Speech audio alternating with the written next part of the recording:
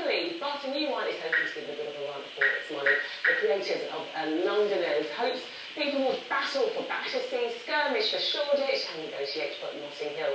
Its players fight for control of the city, and it was thought up by Ollie Lauder and Stephen Wilkinson. I'm pleased to say you're both joining now. Thank you so much for joining me this morning. Okay, first of all, do you get compared to Monopoly a lot?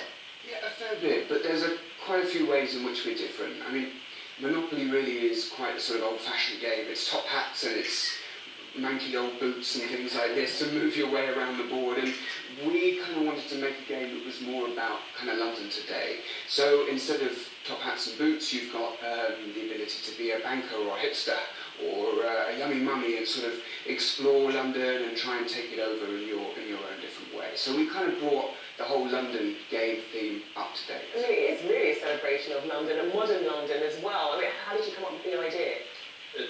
It's been sort of 6 months in the making, really. It was a night in a pub, but it took about 5 hours of us just brainstorming, thinking of something.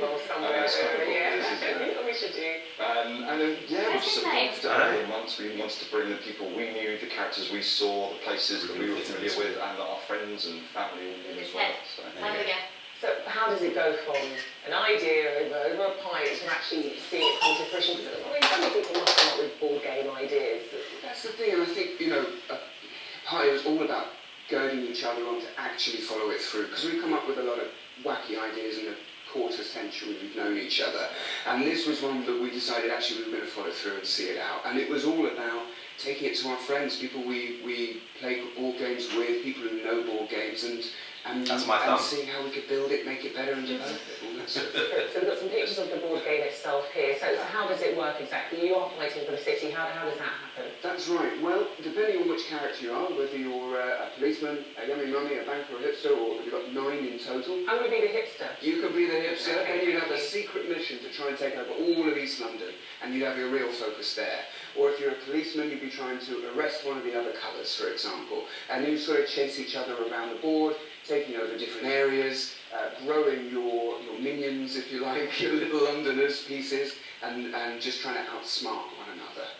So how did you actually fund this? Do you have to go, is there like a league of board game association that you need to go and be a part of to get it done? How does it work? So we went to Kickstarter, so we wanted to crowdfund this. We wanted to find out if people actually wanted it before we started selling it. So we went to Kickstarter two weeks ago, just over 2 weeks ago, and we hit our target straight away. Well, in the first 10 days we hit our target. What was the target? It was £7,500, wow. Which allows us to create it and get going on it. So we've beaten that. If people want it, you can still go and get it. Now we've got about 8 days left, I think, on Kickstarter.